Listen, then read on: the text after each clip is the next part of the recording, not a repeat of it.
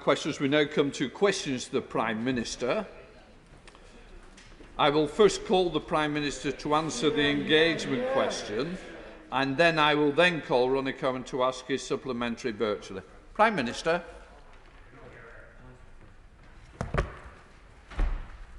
Thank you, Mr. Speaker. I know that the whole House will want to join me in sending our very best wishes to Her Majesty the Queen on her 95th birthday. Mr. Speaker, last night's verdict in Minneapolis delivered justice for the family and friends of George Floyd, and I know that the thoughts of the whole House remain with them. Mr. Speaker, I welcome the decision taken by the 6 English football teams not to join the European Super League. The announcement was the right result for football fans, for clubs and for communities across the country. Mr. Speaker, this morning I had meetings with ministerial colleagues and others. In addition to my duties in this House, I shall have further such meetings later today. Let's go to Ronnie Cowan. Ronnie. Thank you very much, Mr. Speaker. May I extend my good wishes to the Queen today in what must be difficult times. I hope she finds she's surrounded by friends and family, and she can find it within herself to take some time to celebrate her 95th birthday. I know the Prime Minister is not a supporter of basic income, but given that Hull, Belfast, Norwich, Leeds, Lambeth, Guildford, Swansea and Glasgow, along with 24 other councils around the United Kingdom, have expressed a desire to run pilot schemes which will enhance all our knowledge of the pros and the cons, will the Prime Minister consider facilitating any pilot projects in the United Kingdom? And has the UK government considered any research into basic income? And if so, what? Prime Minister. I'm grateful to the honourable member for his support for a UK-wide proposal. And I trust he understands the irony of that when you consider, Mr. Speaker, that his party, as I understand it, is still hell-bent on calling an irresponsible referendum on breaking up the United Kingdom. Let's go to Dr. Luke Evans. Luke. Thank you, Mr. Speaker. And as we come out of lockdown and look to the summer, many people are going to be concerned about their body image. And we know that there are 1.25 million people who suffer with eating disorders and 1 million people using steroids, and that number's getting worse. The Women and Equalities Committee 2 weeks ago released a report on body image, and they concluded that, I quote, doctored photos promoting unachievable body images were having a detrimental impact. So would the Prime Minister consider all options, including labelling digitally altered images, to help deal with the issues raised of body image? Prime Minister. Mr. Speaker, my honourable friend is raising a very important point, and I think he and the whole House are aware of the pressure that young people in particular can feel as a result of doctored images, and as part of the online advertising, the consultation on the online advertising programme, we will look at what we can do, and I know that we will be responding to the Select Committee's report in due course. We now come to the Leader of the Opposition, Keir Starmer. Thank you, Mr. Speaker. Can I join the Prime Minister in wishing Her Majesty a very happy birthday? The last few weeks have been a time of incredible personal anguish. We all send Her Majesty and the royal family our very best wishes. Can I also join the Prime Minister in his comments about the verdict in the George Floyd case, justice in that case? And even as an Arsenal season ticket holder, can I join him in his comments about the European Super League, which would have destroyed football, and we now need to get on with the other changes that are necessary? And finally, Mr. Speaker, can I also send my condolences to the family of Frank Judd, who died earlier this week. Frank was a much-loved member of this House and the other place for many decades, and highly respected as a Labour minister, a great internationalist and campaigner for peace and human rights, and he will be sadly missed. What does the Prime Minister think is the right thing to do if he receives a text message from a billionaire Conservative supporter asking him to fix tax rules? Prime Minister. Mr. Speaker, first of all, I echo the Right Honourable Gentleman's remarks about Frank Judd. And can I say to him, in response to his question, that if he's referring to the request from James Dyson, I make absolutely no apology at all, Mr. Speaker, for shifting heaven and earth and doing everything I possibly could, as I think any Prime Minister would in those circumstances, to secure ventilators for the people of this country and to save lives and to roll out a ventilator procurement which the Labour-controlled Public Accounts Committee themselves said was a benchmark for procurement. Mr. Speaker, let's be clear what these texts show. The Prime Minister was lobbied by a wealthy businessman and a close friend for a change in the tax rules. Tax rules. The Prime Minister responded, "I'll fix it." Then, after a discussion with the Chancellor, who everybody seems to be lobbying these days, the Prime Minister texted his friend to say, "It's fixed." How many other people with the Prime Minister's personal number has he given preferential treatment to? Prime Minister.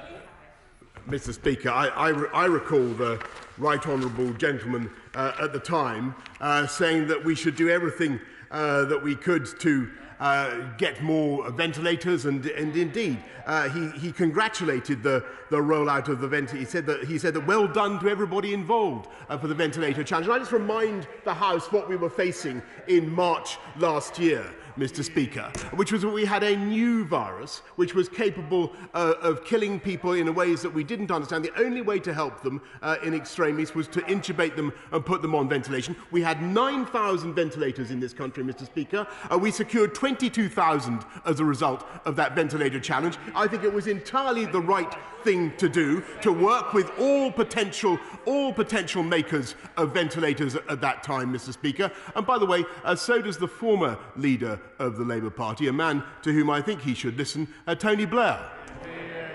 Keir Starmer.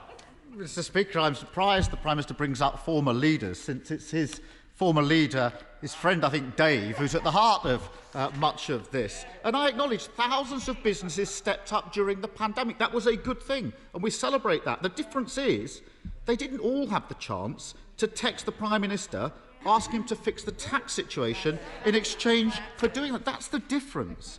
At the heart of this scandal are people's jobs and wasted taxpayers' money. Take, for example, the thousands of jobs at Liberty Steel that are on the line, in Hartlepool, in Rotherham and elsewhere, following the collapse of Greensill Capital. The Prime Minister hasn't fixed that. In fact, he's done nothing to help steelworkers. Is it now, quite literally, one rule for those that have got the Prime Minister's phone number, another for everybody else? Prime Minister. Mr. Speaker, he calls it a scandal. He voted for the changes that we brought in. Our ventilator, he called our ventilator challenge an outstanding success, and I think he was completely right. This is a government that gets on and delivers for people in distress and delivers on the people's priorities. And yes, of course, I'm concerned for the families of steelworkers up and down the country. That's why the Business Secretary has been meeting with the unions and with the management of Liberty Steel repeatedly over the last few days. But we believe in British Steel, Mr. Speaker. It was under the last Labour government that jobs in steel fell by more than 50% and output fell by more than 50%. We've now got a 5 million tonne pipeline of British steel with our massive infrastructure investments, and we intend to use our new freedoms under Brexit to make sure that procurement goes to British companies, Mr. Speaker. Keir Starmer. Well, he says we believe in British Steel. Well, do something. I have to say to the Prime Minister, steel workers waking up this morning will find it deeply offensive to hear the Prime Minister boasting to his friends that he's the First Lord of the Treasury and we can give you the backing we need. He won't give the steelworkers the backing that they need. Mr. Speaker, this shows once again that favours, privileged access, tax breaks for mates, they're the main currency of this Conservative government. And if that's not the case, Prime Minister, can the Prime Minister tell me if one of the 3 million self-employed people who've been excluded from government support for over a year and now face bankruptcy, if they text the Prime Minister to ask for a tax break so they can survive, would he change the rules for them too? Prime Minister. Mr. Speaker, we've given, this government, I should say, has supported the self-employed with more than £14 billion throughout the pandemic, and that's as part of a vast package of support for jobs and livelihoods across the country. We continue to do everything it takes, and I think that he should take back what he said about the ventilator challenge. He attacks the ventilator challenge now. Our efforts to get more ventilators at a very, very difficult time for this country. In the same way, Mr. Speaker, by the way, in which he opportunistically attacked the vaccine task force at a critical moment, which he will recall. Mr. Speaker, we take the tough decisions that are necessary to protect the people of this country and get things done. Mr. Speaker, if I had to correct the Prime Minister for everything he gets wrong, I'd be here all day. I take it that's a no as an answer to the question in relation to the 3 million. And there we have it. An open door, but for those with the Prime Minister's number, a closed door to the 3 million. What this shows once again is the extent of the sleaze and cronyism that's at the heart of his Conservative government. Let me try another way, Prime Minister. Let me try another way. If an NHS nurse, Prime Minister, who's been working on the front line during the pandemic, had the Prime Minister's phone number, would they get the pay rise they so obviously deserve? Mr. Speaker, I'm proud of what this government has done to support the NHS throughout the pandemic, with record investments and with another £92 billion that we put in to support the NHS throughout the pandemic. And what we're doing to help nurses, as he knows, is last year putting in the bursary of £5,000 plus the £3,000 on top to help them with training and the costs of childcare, a 12.8% increase on starting salary just in the last couple of years, Mr. Speaker. And above all, this is the government that is helping nurses and helping the profession by recruiting more than ever before. And there are already 50,000 more people in the NHS this year than there were last year, Mr. Speaker, and 10,600 more nurses. That's what I'd say to many of the nurses that I've talked to in the last few days and weeks, and we will continue to back them to the hilt. Yes, Starmer. If the Prime Minister had been talking to the NHS frontline, he'd know just how insulted they are by his pay cut after everything they've put in the last year. They didn't get a text from the Prime Minister. They got a kick in the teeth. Yeah. Mr. Speaker, there's a pattern to this government. The Prime Minister is fixing tax breaks for his friends. The Chancellor is pushing the Treasury to help Lex Greensill. The Health Secretary is meeting Greensill for drinks. And David Cameron's texting anybody who'll reply. Every day there are new allegations about this Conservative government. Dodgy PPE deals, tax breaks for their mates. The Health Secretary owns shares in a company delivering NHS services. Sleaze, sleaze, sleaze. And it's all on his watch. With this scandal now firmly centred on him, how on earth does he expect people to believe that he is the person to clean this mess up? Prime Minister, I'll tell you why. Because I'll tell you why this government is doing the right thing at the right time. Because the difference between us and the Labour Party is I'm afraid, staringly obvious. And we get on with taking the tough decisions to protect the people of this country and to take our country forward, uniting and leveling up. We take the tough decisions to procure thousands, tens of thousands of ventilators in record time, which apparently he now opposes. We put forward tougher sentences for rapists and violent criminals, Mr. Speaker, which he then opposes on a 3-line whip, Mr. Speaker. And we take tough decisions to stick up for the fans, of our national game. Captain Hindsight snipes continually from the sidelines. This government gets on with delivering on the people's priorities, Mr. Speaker. Philip Davis. Thank you, Mr. Speaker. Back in 2019, the government gave the Labour Council in Bradford hundreds of thousands of pounds to carry out a feasibility study for Shipley Eastern Bypass. It was due to report in the autumn of 2019. They put it back to April 2020, and yet a year on from that, there is still no sign of it. Please will the Prime Minister intervene to ensure this vital infrastructure project is delivered? And will he meet with me and our honourable friend, the member for Keighley, to see how we can progress our campaign to break away our constituencies from Bradford Council to set up a truly local unitary authority to deliver for our constituents? Prime Minister. Mr. Speaker, on the second point, I'm sure the relevant minister will be happy to meet and to consult him. But on his point about the Shipley bypass, the matter is currently with Bradford Council, and I suggest that Labour-controlled council follow the example of many Conservative-controlled councils and deliver that essential infrastructure project on time, creating jobs and opportunities for his constituents. Let's go to the Leader of the SNP, Ian Blackford. Ian. Thank you, Mr. Speaker. And can I associate myself with the remarks of the Prime Minister and the Leader of the Opposition on both the Queen's 95th birthday and the justice that we've now seen in the George Floyd case. Mr. Speaker, this morning's revelations surrounding the Prime Minister's interference in COVID contracts are incredibly serious. Whether it's cash for questions in the 90s or text for contracts during this pandemic, people know this is the same old story. This is how the Tories do government. The Prime Minister is at the very heart of this scandal. Mr. Speaker, will the Prime Minister reveal today how many more COVID contracts he personally fixed? And if he has nothing to hide, will he publish all personal exchanges on these contracts before the end of the day?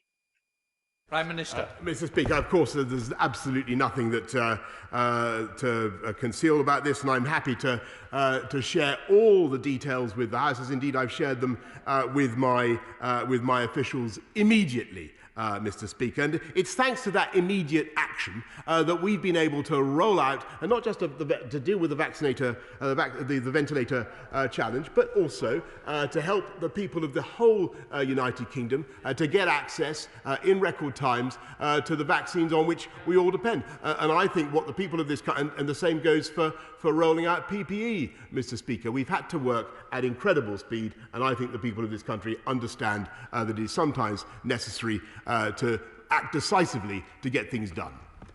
Let's go back to Ian Blackford. Ian. If the Prime Minister says there's nothing to see here, publish them. Let us all see them. Let's have that transparency, because frankly, his excuses just don't stack up. Last March, the Prime Minister and the Chancellor had all the time in the world to fix contracts for a cosy club of friends and Tory donors, but didn't have any time to support the millions of self-employed. Those 3 million people didn't have a David Cameron or a James Dyson to text the Prime Minister for them. They were on their own, and they were left behind by this Prime Minister. This Tory text for contract scandal is growing more and more serious with every revelation. The Prime Minister was eager to initiate an inquiry into his predecessor, David Cameron. Will be as quick to commit to a public and comprehensive inquiry into himself and his own government. Politics, Prime Minister. Mr. Speaker, he says we had all the time in the world. In fact, as the House will recall, at the end of March last year, the pandemic was taking off very fast, and we had to act very fast, as I think people up and down this country understand. And I thought that his dog just made a more sensible contribution just now than he did. Faye Jones. Thank you, Mr. Speaker. Farmers in Brecon and Radnorshire have worked tirelessly to give us world-class British food throughout the pandemic. In return, the Welsh Labour and Liberal Democrat government have given them a slap in the face with their nitrate vulnerable zone policy, which will do nothing for water quality and ignores the water companies dumping thousands of tonnes of sewage into our rivers. Mr. Speaker, does the Prime Minister agree with me that this demonstrates Welsh Labour's absolute contempt for rural areas like mine? Yes, she is entirely right, Mr. Speaker, because agriculture is, of course, devolved in Wales, and if people want to send a clear signal and they want change in the way farmers are treated in Wales, and I hope they will vote Conservative in the Welsh Assembly elections in just 2 weeks' time and vote for a party that actually champions agriculture and believes in it. Let's go to Sir Geoffrey Donaldson. Sir Geoffrey. Prime Minister, I was proud to put on the uniform of the Crown and to serve with tens of thousands of men and women from our armed forces and our police in protecting the entire community in Northern Ireland from the ravages of terrorism during our troubled past. The Prime Minister gave a commitment in his election manifesto to introduce legislation to protect those men and women from vexatious prosecutions. Will the Prime Minister stand by and honour that commitment? Prime Minister. I thank the right honourable gentleman very much for, first of all, for his service. And I know that the whole House will agree. And I want to put on record, by the way, Mr. Speaker, my thanks to the former Minister for Veterans for all that he did to help with improving the lot of veterans across our country. And we have protected many veterans with the Overseas Operations Bill. There is more to be done, as he rightly says, in the case of veterans of the Northern Ireland conflict, and we will be bringing forward further measures in due course. Let's go to Ian Levy. Ian. Thank you, Mr. Speaker. Since 2019, Blythe Valley has benefited from significant investment for levelling up, including the Towns Fund, the Future High Streets Fund, and the reinstating of the rail line. We know now that Blythe will be the home of the UK's first gigafactory, developed by British Volt, further demonstrating the commitment to build back better. Can I congratulate my friend on his drive and commitment to help in areas which have been neglected for so long, and ask him to assure the House that he will do all that he can to help those areas realise their full potential. And I would like to offer my right honourable friend an open invitation to visit this fabulous constituency of Blythe Valley, where I'm sure he will receive a very warm welcome. Prime Minister. I thank my honourable friend very much, and it was only lately that he and I stood on the seafront of Blythe, and we looked out at some of the incredible wind farms and just the harbingers, the prelude of the huge Dogger Bank wind farms that are going to be built in the North Sea. I'm delighted that a gigafactory for batteries is being established in Blythe Valley, and thanks to his help and his leadership, we are seeing Blythe Valley and many other parts of the North East at the forefront of the green industrial revolution, delivering high-wage and high-skilled jobs across our country. Kim Johnson. Thank you, Mr. Speaker. Last week, hundreds of GMB gas engineers were sacked for refusing to sign new contracts, expecting them to work harder and get paid less. Fire and rehire, abuses by rogue employers are spreading through workplaces like a virus. The government has called the practice unacceptable and bully boy tactics, but refused to take action to ban it. I'm giving the Prime Minister the chance to show us all where he stands. Will he commit here and now to include proposals to end this shameful and immoral practice of fire and rehire in next month's Queen's speech? Yes or no? Prime Minister. I repeat what I've said about that practice, and if she'd be kind enough to send me particular details about the case that she mentions, she raises, I will be happy to take it up. Dr. Ben Spencer. Thank you, Mr. Speaker.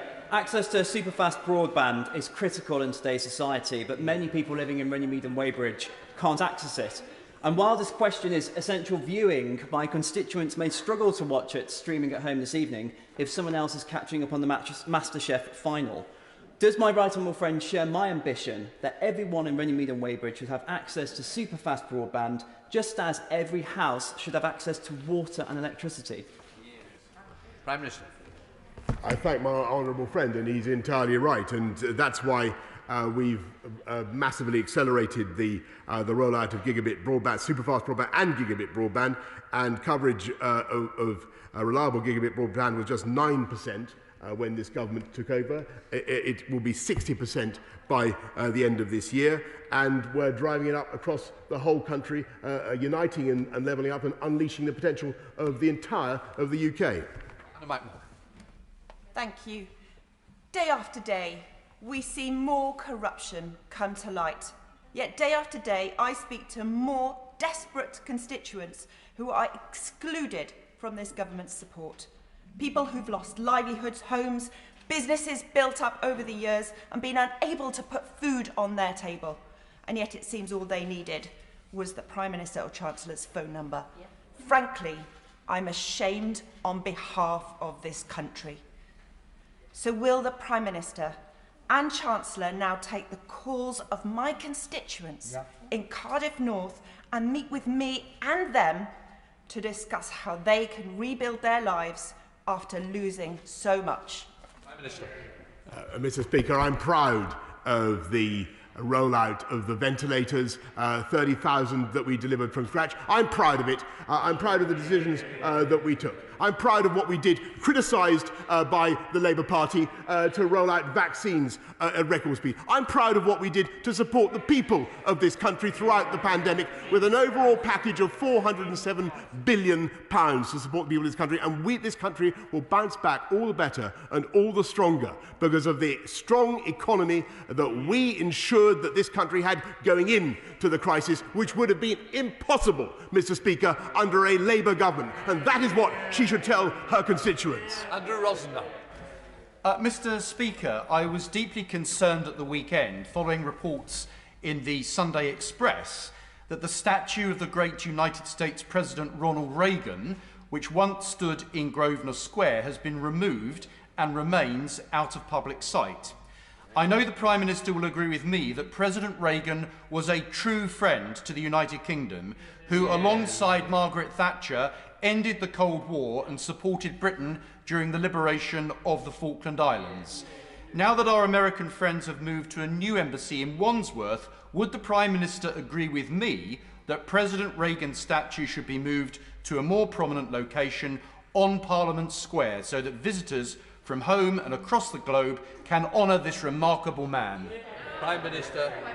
Did you notice, Mr. Speaker, how the benches opposite recoiled at the idea of the recapture of the Falkland Islands, when you've just heard an honourable member say that she was ashamed of her country, Mr. Speaker? It is no wonder that people take that kind of attitude. I think that he's entirely right in what he says about President Reagan. I think he was a very distinguished president. It's not up to me to install a statue for him. I think that's for the Greater London Authority. I think he has to appeal to the current Mayor of London, or let's hope there's a new one to do justice to the memory of Ronald Reagan. Let's go to Dr. Philippa Whitford. Philippa. Thank you very much, Mr. Speaker. Polio, a disease that kills and maims children, has been eliminated in all but one region of the world due to the incredible work of the Global Polio Eradication Initiative. In 2019, the UK International Development Secretary pledged £400 million to the programme, as he said to do otherwise would risk a return to thousands of new polio cases every year. So will the Prime Minister now reassure the House that he will honour that commitment? Yes, Mr. Speaker, the Global Polio Eradication Initiative has been backed by £1.37 billion in UK aid since 1995. And as she rightly says, there are many proud successes of that programme, and polio across the planet, very largely thanks to the help of the British taxpayer, has been almost eliminated. Let's go to Saki Bhatti. Saki. Thank you, Mr. Speaker. I'm pleased that common sense has prevailed and that all 6 English clubs have now committed to withdrawing from the European Super League. Does my right honourable friend agree that if we are to protect the beautiful game further, football clubs must put fans at the heart of their decision-making? Prime Minister. Yes, I do, Mr. Speaker, and I think that one of the most worrying features about the European Super League proposals is that they would have taken clubs that take their names from great famous British towns and cities, English towns and cities, and turned them just into global brands with no relation to the fans, to the communities that gave them life and that give them the most love and support. And that was, in my view, totally wrong, to say nothing of the lack of competition. And it's entirely right that my honourable friend, the member for Chatham and Aylesfield, will do a root and branch investigation into the governance of football and into what we can do to promote the role of fans in that governance. Brown. Thank you, Mr. Speaker. The Prime Minister will be aware that opinion polls continue to show a majority in favour of Scottish independence. Does he agree that one factor is the fact that we've been lumbered with a Prime Minister who thinks that a pound spent in Croydon is of more value to the country than a pound spent in Strathclyde? Prime Minister. Mr. Speaker, I think what the people of Scotland need is a government and administration in Scotland that spends the taxpayers' money in Scotland better and more wisely, because the results, I'm afraid, of the Scottish Nationalist Party are dismal. They're failing on education, they're failing on crime, they're failing on their taxation policies, Mr. Speaker, and no wonder all they can talk about is another irresponsible referendum and breaking up this country. Griffith. Thank you, Mr. Speaker. Recycling is one way in which we can all individually tackle the climate crisis. Will he join me in congratulating West Sussex County Council on recycling 53% of their household waste, a level that's almost double that of neighbouring Brighton Council? Yeah, Minister. My honourable friend draws attention to a very valuable and important point, which is across the country, Mr. Speaker, it is Conservative councils that keep your council tax low, overwhelmingly, and deliver better services, such as recycling. And he's absolutely right to laud the efforts of the Conservative-led council in West Sussex, Mr. Speaker. Let's go to Carl Turner. Carl. In a recent Conservative Party political broadcast, the Home Secretary claimed that only Conservative police and crime commissioners are responsible for increasing police officer numbers. Yet Humberside's Police and Crime Commissioner, Keith Hunter, has put well over 500 additional officers on our streets since 2016, the largest proportionate increase in the country, and was doing so well before the government pledged to reverse their own cuts. So will the Prime Minister take this opportunity to do the decent thing, correct the record, and congratulate Keith Hunter from taking Humberside Police from the worst performing force to one of the best in his time as Police and Crime Commissioner? Prime Minister. Mr. Speaker, I'm afraid I don't wish to be to sound like a stickler for accuracy here, Mr. Speaker. But since becoming Humberside's PCC, which is my normal position, Mr. Speaker, as you know, since becoming Humberside's PCC in 2016, the force has recruited 434 officers. Of these, 129 have been recruited as part of the government's 20,000 drive. And Mr. Hunter himself praised the government's police recruitment strategy, saying the government's target had lifted officers' numbers in Humberside above 2,000. So I think it'd be fair to say that Mr. Hunter's efforts, however laudable they may be, would have been impossible without the determination of this government to recruit more police officers and put them out on the street. Mitchell. Thank you, Mr. Speaker. When my right honourable friend visited the West Midlands earlier this week to meet with our brilliant Mayor, Andy Street, was he aware that the Mayor has increased by sevenfold the investment in transport, and we now have 108 new shiny carriages for the cross-city line? What advice does my right honourable friend have for my constituents in the royal town of Sutton Coldfield on May the 6th? Ball's on the penalty spot. Come on, Prime Mr. Speaker, not only is he rolling out 50 new stations, Mr. Speaker, but 150 miles more of track, linking up communities across the West Midlands, delivering job opportunities, delivering growth, delivering hope for the West Midlands, and that's why I think the people of the West Midlands should vote for another term for Mayor Andy Street. Let's bring in the goalkeeper, John Speller. I shall decline that invitation as a West Midlands voter. But the Prime Minister earlier said he would use new freedoms to ensure that they buy British steel.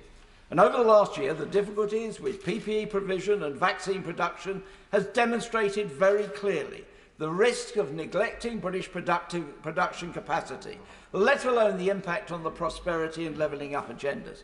So, Prime Minister, will you now instruct government ministers, civil servants and other public bodies that when purchasing goods and services, they must buy British first?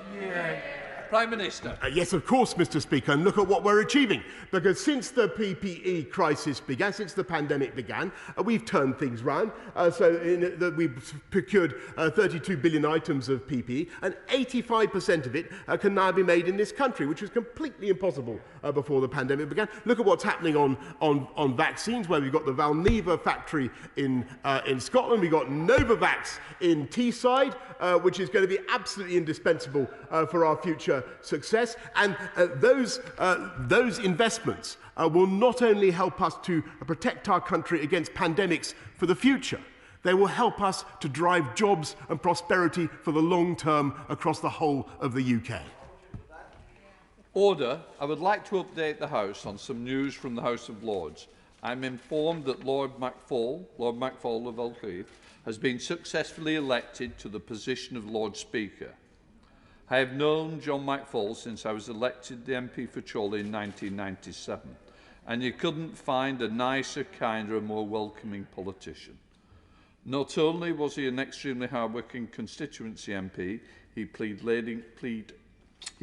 leading roles as Chairman of the Commons Treasury Select Committee in holding the banking sector to account following the financial crash of 2008 and 2009, and for the past 5 years he's served with distinction as Senior Deputy Speaker of the House of Lords, demonstrating a zeal for impartiality, fair-mindedness.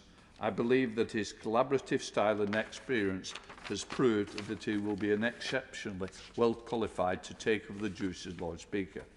Having already worked closely with John on issues such as security, I relish the chance to do so again on the matters that cut across both Houses of Parliament. May I send congratulations on behalf of the whole House, and I also want to send my best wishes to Lord Fowler, who has been the Lord Speaker, and I wish Lord Fowler, Norman, well in the next stage of his illustrious career that we know well. So I just wanted to inform the House. Point of order. Point of order's come after. Oh, sorry. Yep. Sorry. Nick Smith. Point of order, Nick Smith. No, this one now. Thank you, Mr. Speaker. I have constituents at Liberty Steel, and I've been trying to make sense of its financial relationship with Greensill Capital. I raised the issue of lobbying with the Chancellor of the Duchy of Lancaster and asked him about possible contact with the former Prime Minister David Cameron. I've asked the same of the Governor at the Bank of England. Now, in answer to my named day parliamentary question of the 29th of March is long overdue. Mr. Speaker, can you please advise on how ministers should respond in a timely way to reasonable questions asked by members of this House? Can I first of all thank the honourable member for giving notice of his point of order. All honourable members are entitled to expect a timely response to their parliamentary question. In this case, those on the Treasury front bench will have heard the point of order, and I am sure that the matter will now be looked into. If the honourable member does not receive a response to his question, he might wish to talk to the table office about ways to pursue this matter. But I would point out, and quite strongly, that we are talking about people's lives, communities, and I would expect that ministers take seriously the role and the duty they have to members of Parliament who have been elected for those constituencies. Whatever political side, MPs quite rightly deserve the answer to questions. There is no reason for them not to answer timely. So I hope the message goes clearly across to the bench. Point of order, Colin Eastwood. Speaker, during Northern Ireland questions, the Secretary of State accused members of my party of making incendiary remarks on Twitter. He should know by now that words in this chamber have an implication on the streets. We've seen it too many times. As someone who's been sitting in his ivory tower during all this trouble, when the rest of us were on the street toe-to-toe with the men of violence, will you ask him to come to this House and clarify his remarks, please, Mr. Speaker? Can I say, it's no point of order for the Chair, but what I can assure the member is it's now on the record, and certainly his point will have been heard. Thank you. Right, I am now suspending the House for 3 minutes to enable the